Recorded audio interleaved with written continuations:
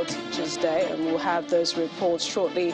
But joining me right now on the news at 10 is Professor Jideofor Adibe, head of the Department of Political Science, Nasarawa State University. He joins me now virtually. Welcome, Prof. Thank you for joining me on the news at 10. Yeah, thank you very much. First of all, let me say that I'm not the head of the Department of Political Science at Nasarawa State University. I'm not. Professor, I mean, you followed political activities over the years in the country. What would you say politicians must do differently to put us on the path of recovery? Do you mean what the current political actors are likely to do? I didn't get your question properly. Well, perhaps let's start with this administration. This is our series, Nigeria at 62. So we're pretty much looking at politics now. What have you witnessed? What have you observed as to how politics has been played, perhaps in the last 7 years? Well, a lot of things have happened in the last 7 years.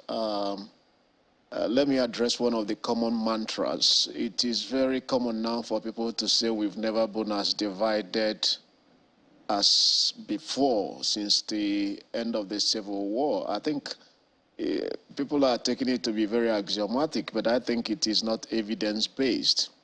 There are two things I will say about that. If, for example, you look at the current political campaigns and compare them with what happened in 1979, you can see that in 1979, the UPN led by the late Chief Awolowo and the MPP led by the late Azikiwe, they all got more than 80% of the votes in their respective domains.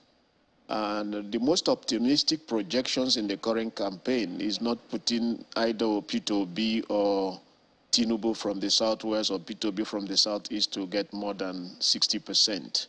So something has shifted. But I do agree with, again, another thing that is happening is that we are emerging, we are what people call a transitional democracy. In transitional democracies, these are societies that are emerging from a prolonged period of authoritarianism. So you have a lot of bottled up feelings which are unleashed onto the political space. And because these are unleashed onto the political space, in the short to medium terms, they have a tendency of aggravating the structures of conflict in the society. This is probably what we are witnessing now, rather than the tendency to say that we've never been as divided as before. Yes, the president has done a lot of things. There is no government, even if there's no government at all. By the law of unintended consequence, some things will have been done well. For example, it has done relatively well in terms of leaving its infrastructure footprints across the country.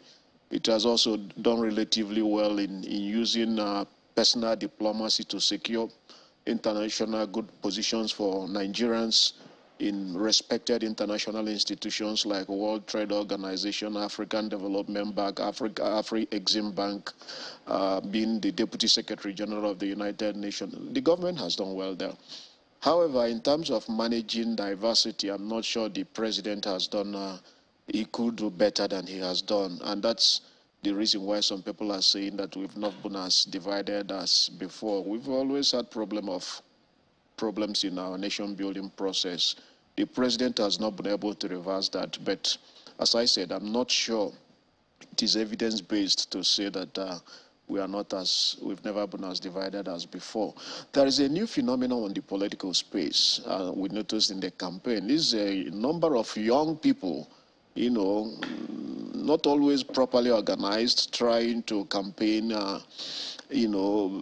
turn their frustration and project their expectations and hopes on P2B. They call themselves obedience. So in many ways, that has helped this current regime, in my own opinion, because given the level of frustrations, if they don't have an entity they are able to project their hope and turn into a messiah, they probably will be going on street revolution. So a number of things are happening. We see how these things are panning out. The established politicians are still, hoping on the old tricks. Will it work this time around? We don't know. With the new phenomenon we are witnessing now, concurrent rallies in several cities, self-funded for the first time in our political history, would they translate into victory? Nobody can know. This is what we call the fog of war. There are several intervening variables we never know that will emerge and which will become the game changer. But we are watching. And another thing that I also observed is that despite all these things, as I said, there's a lot of optimism, underlying optimism that despite the current challenges, Nigeria will get it right at a point. And Prof, it looks as if you've answered even the questions that I wanted to ask, and there isn't much time.